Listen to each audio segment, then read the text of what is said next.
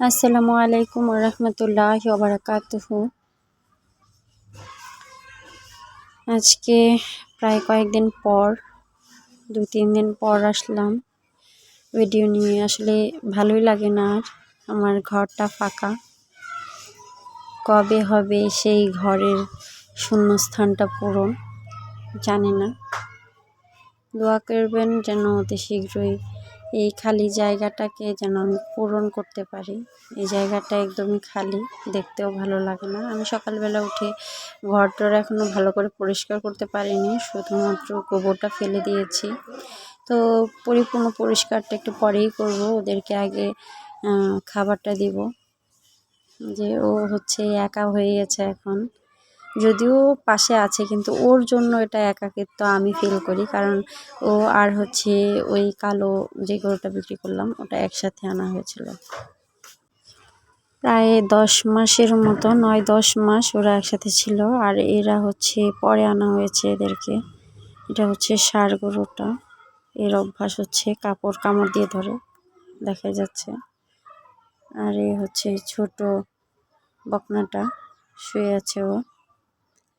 তো সকালবেলা উঠে ওদের দেখলাম যে আজকে বেশি করে খাবার দেওয়া হয়েছিল। খড়গুলো আছে, আর এই যে এই সাইডটা ময়লা করে রেখেছে পুচকিটা।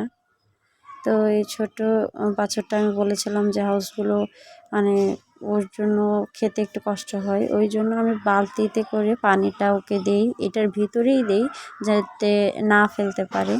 কষ্ট হয়, তারপরে খাওয়া যায়। কিন্তু এই যে খায় সাথে এই যে ময়লা করে, মানে অনেক নষ্ট করে খাবার, পানিগুলো পড়ে। তারপরে আবার ওই পাশে যে খড় খায় ওই খড়গুলো এনে এখানে ফেলে। তো আমি এগুলো হাত দিয়েই কিন্তু উঠিয়ে ফেললাম।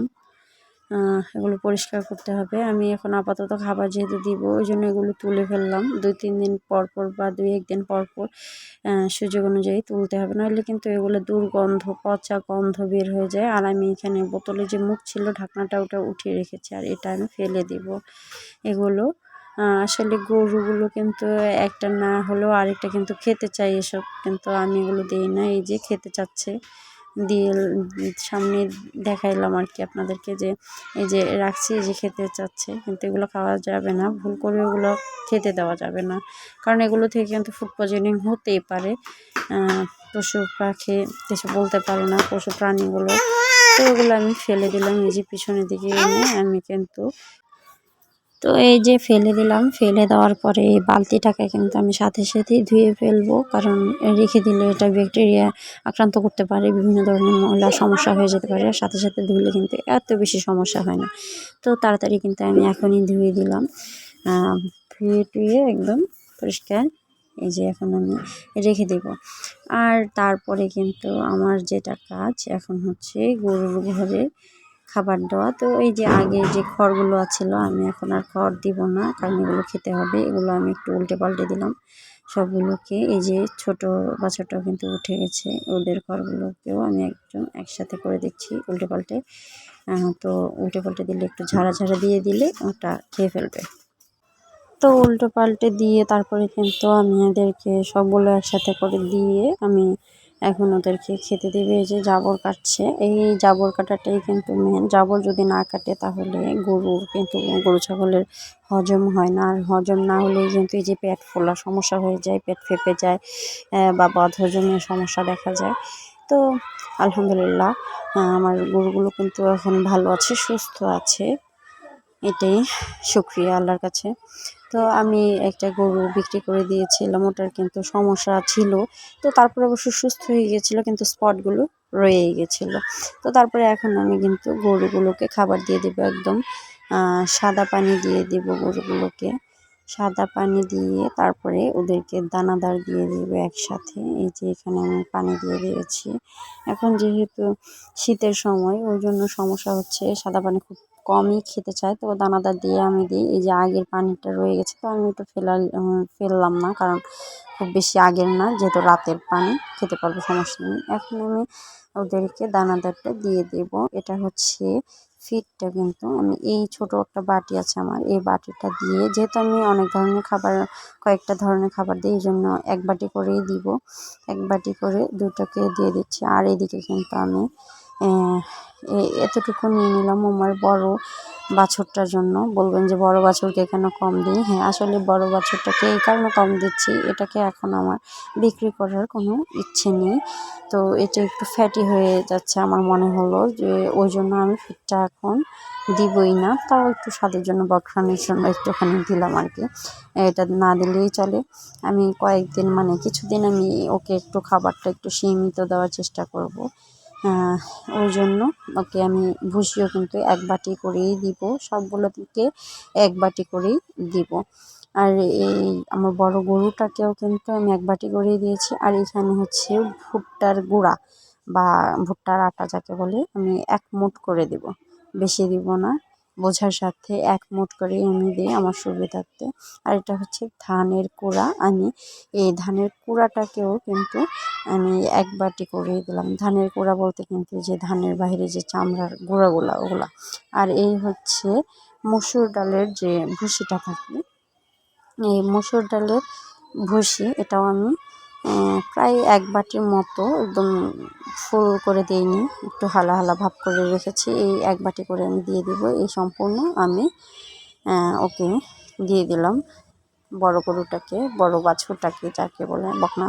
তো ওকে আমি খাবারগুলো দিয়ে দিয়েছি। খাবারগুলো একটু কম কম এখন দেওয়ার চেষ্টা করবো। আর ভুসি মানে এখানে আছে হচ্ছে আমার খৈল যাকে বলে, সরিষার খৈল আমি ভিজিয়ে রেখেছিলাম। আমি আস্তটাই ব্যবহার করি। গুঁড়োটা থেকে আমার কাছে মনে হয় যে আস্তটা ভিজিয়ে খাওয়ালেই আমার মনে হয় যে এটা টাটকা থাকে, ভালো থাকে। ওই জন্য আমি এটাই ব্যবহার করি, ভিজিয়ে তারপর এটা আমি দিয়ে দিলাম 1 বাটি।